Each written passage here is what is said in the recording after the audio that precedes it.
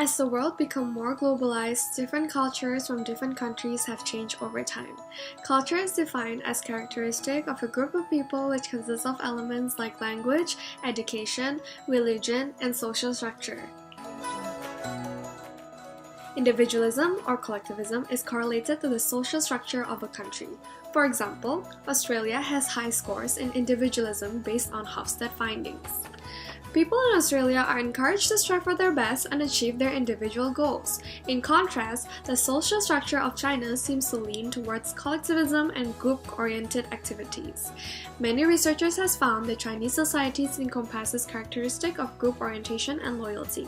In addition, China also has low scores of individualism based on Hofstede findings. Thus, Chinese at work are presumed to be collective subjects.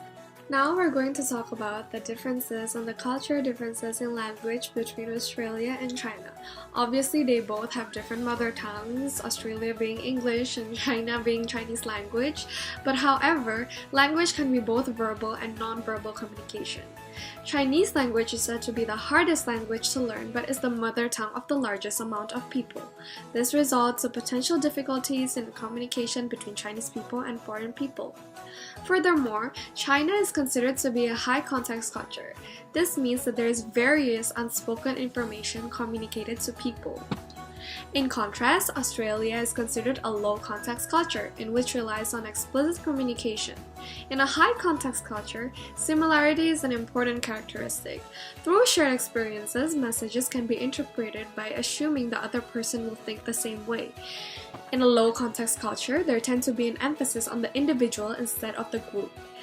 Because there are so many differences within a low-context culture, communication must be basic enough to allow for as many people to understand it as possible. The Chinese culture also emphasizes on the importance of guanxi, which means relationship. This is one of the deep-rooted Eastern culture in which distinguish the East Asian market economy. This is highly detrimental for the success of business in Chinese societies. The culture has a you will help me and I'll help you mentality in which both sides benefit. In comparison to Australia, in which is a highly individualist country, the Chinese culture prefers to foster long-lasting relationship, loyalty, and trust between one another.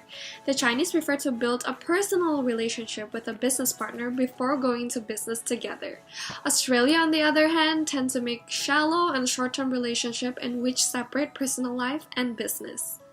Furthermore, around 26% of Chinese population are following Confucian philosophies. Confucianism stresses on the importance of showing respect to age, seniority, and educational background. This affects the way Chinese societies conduct businesses as well as the way they interact with one another. Management style tends to lean towards the directive, which reflects basic Confucian concept of hierarchical nature of society.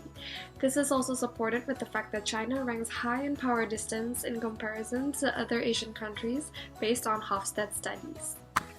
This means that inequalities among people are acceptable and that subordinates should respect the people of higher rank. Furthermore, traditionally, the role of men and women is very distinct in the Chinese culture. Men are perceived as a breadwinner while the woman is perceived as a stay-at-home housewives. Nowadays, more women are becoming more educated and are entering the job market. This expands the labor market and increased competition. Thus, due to increased globalization and modernization, an increasing amount of individualism and more Western way of thinking are embraced by young Chinese people. This may be due to China's emerging economy. Cross et al. States that people from lower and upper class behave differently. People from upper class tend to encompass a more individualistic way of thinking. Due to China's increasing growth in economy, there are an increasing amount of people with more disposable income, in which means that there is more people in the upper class. This may result in higher individualism. Furthermore, there is an increasing amount of migration of Chinese people in which results in them adopting a foreign way of thinking. In 2018, around 187,500 Chinese students are studying in Australia. This may result in convergence of culture as more Chinese people are adapting to Australia's values. Chinese culture and religion such as Confucianism may fade over time as the youths are now modernized and westernized. Furthermore, China's economic reform has emphasized on rewarding people based on individual performance and enhancing competition. Factors like quality now has to be balanced with professionalism. For example, in Beijing and Shanghai Airport, a small device is placed in each police officer's desk for people in order to comment and rank the performance of the officer. Another example is that large projects such as lease of land for building of property are subjected to international building. This shows that governments are increasingly focused on fostering individualism and competition. For this reason, China is becoming more similar to Australia due to the increase in globalization and modernization in which is necessary in order to adapt to foreign competition. Audio